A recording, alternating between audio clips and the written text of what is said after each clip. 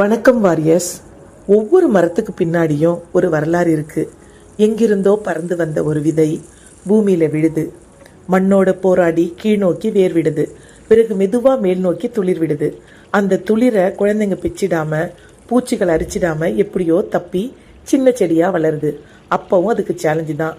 ஆடு மாடுங்க கடிச்சிடாம, மழை வெள்ளத்துல முழுகிடாம, வெயில்ல வறண்டுடாம பல தடைகளை கடந்து மரமாகுது. அப்படி மரமாகி நமக்கு ஆக்சிஜனையும் கொடுத்து, நல்ல சத்துள்ள கனிகளையும் கொடுத்து, நிழலையும் தந்து ஒரு சரித்திர சாதனை படைச்சு நிற்கிது. இதுக்கு காரணம் விதை. இந்த விதை இயற்கையின் அதிசயம். ஒவ்வொரு மனிதனும் விதை தாங்க. விதை மண்ணில் புதைவது தோல்வி இல்லை, அது வளர்ச்சியின் தொடக்கம். நாமும் கீழே விழுவது தோல்வி அல்ல, அது வெற்றிக்கான ரிஹர்சல். நம்ம வாழ்க்கையில நிறைய தடைகள் வரும். அந்த தடைகளை பார்த்து ஓடுனா மண்ணில் புதைஞ்சு போற விதையாயிடுவோம். தடைகளை தைரியமா எதிர்கொண்டா மண்ணை தாண்டி முளைக்கிற மரமாவோம். நாம மண்ணில் புதைஞ்சு போற விதையா, மண்ணை தாண்டி முளைக்கிற மரமா நம்ம கையில தான் இருக்கு. மரம் போல் நாமும் வளர்ந்து பலருக்கு நன்மை செய்வோம். May God bless you all.